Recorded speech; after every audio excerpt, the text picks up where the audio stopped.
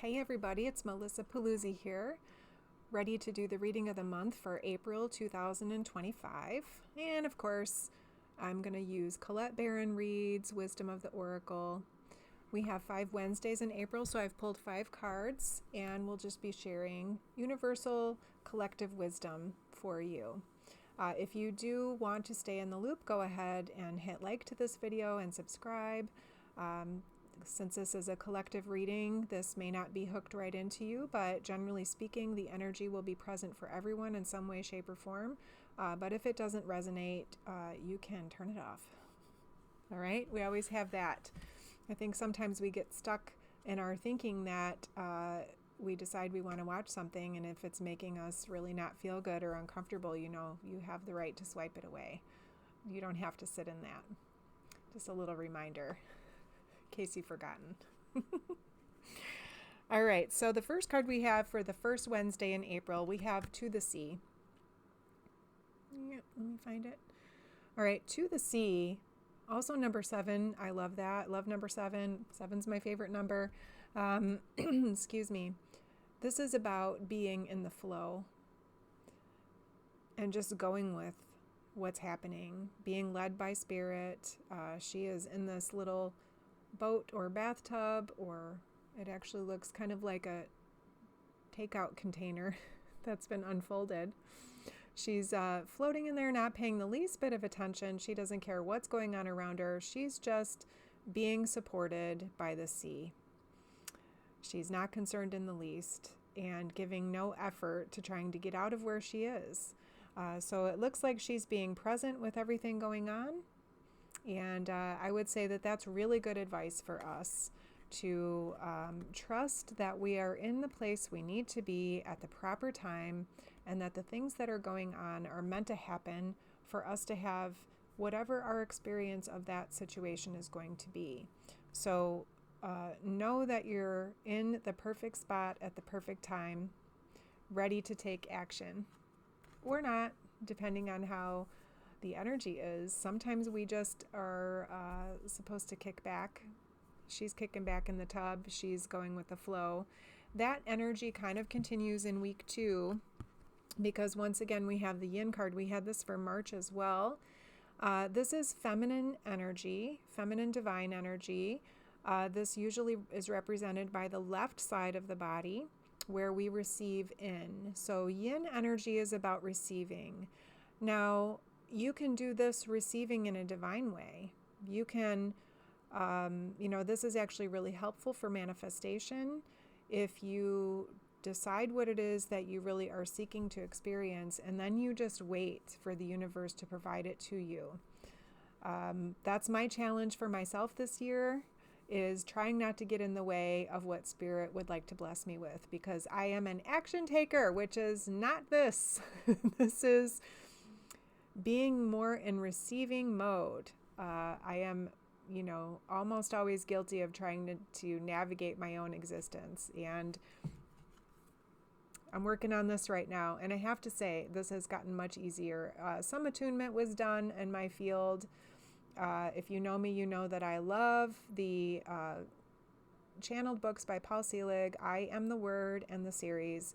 And that information, that channeled information, they are attuning the energy field of the people who are reading and listening and studying.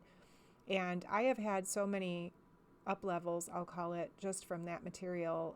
I know that I'm here right now.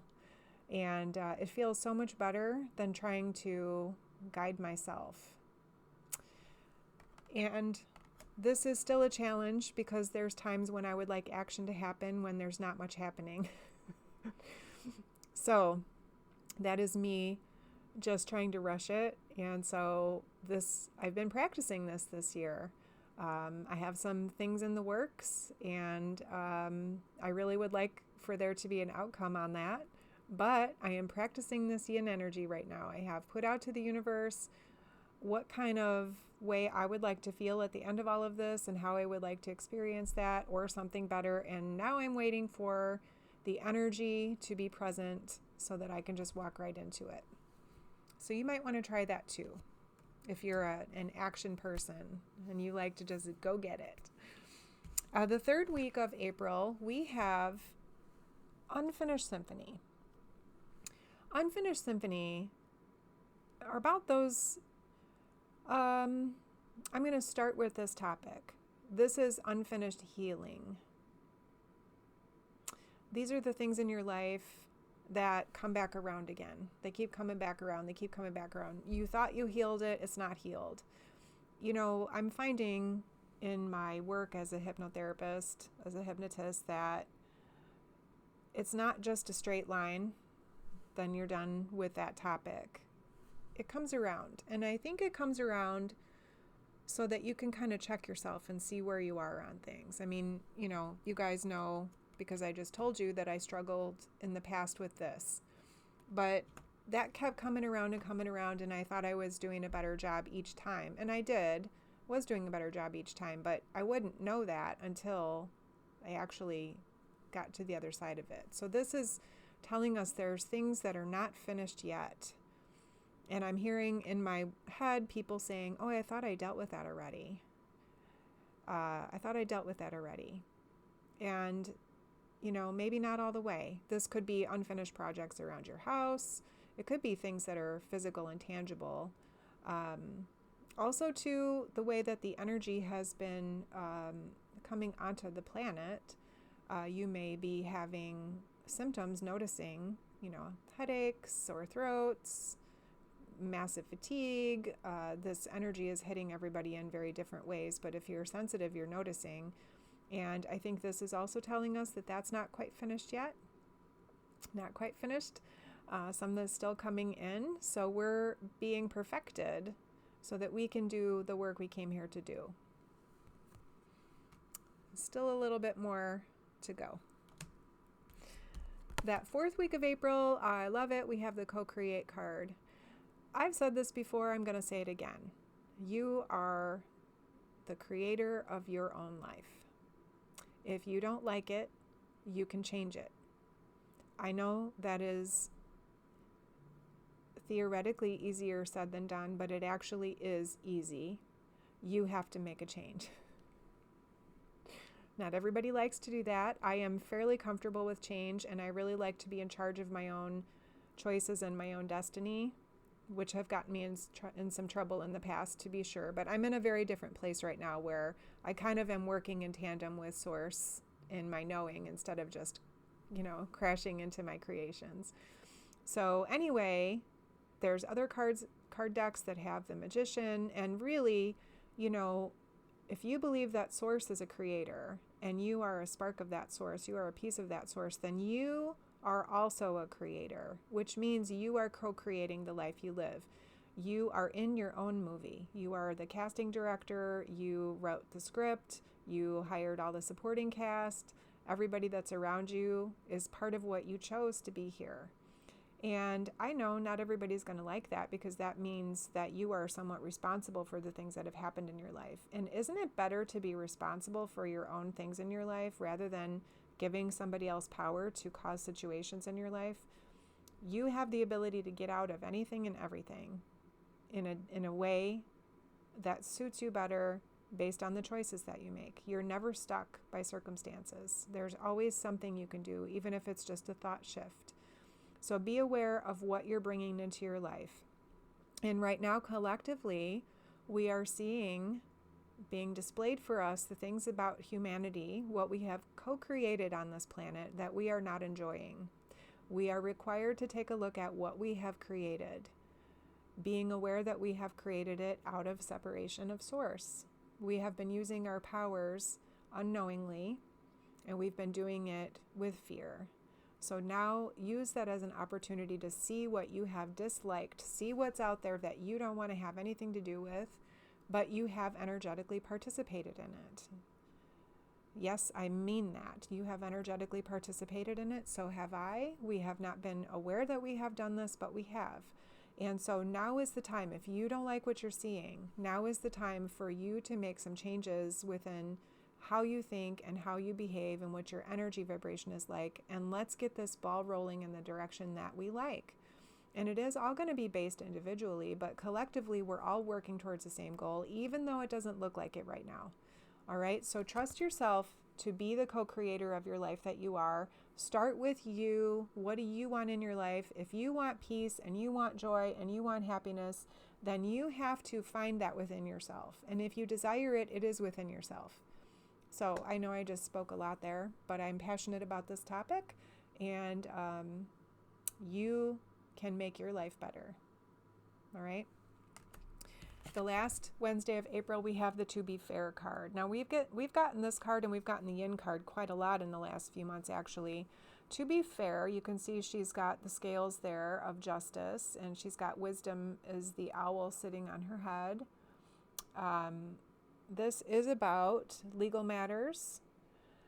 This is about making sure that you're treating people with fairness, that you are being treated with fairness. This is about balance. So look for areas in your life where you might be out of balance or where you have really good balance. You can use that as a comparison. She has a fortune cookie on one side and an egg on the other. So both of them are going to get cracked open at some point, I would assume. One of them has wisdom inside, a version of wisdom, and the other one has, either something to eat or something that's going to become alive. Just interesting note there about how those could be utilized. So you may get a message of some form in writing, or someone may deliver that to you that might help you understand where you are in or out of fairness.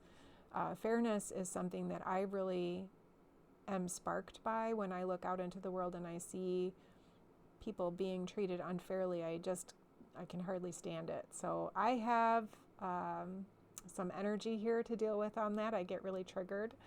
So maybe notice where you get really triggered within fairness, or if you are being absolutely impartial to everybody or not.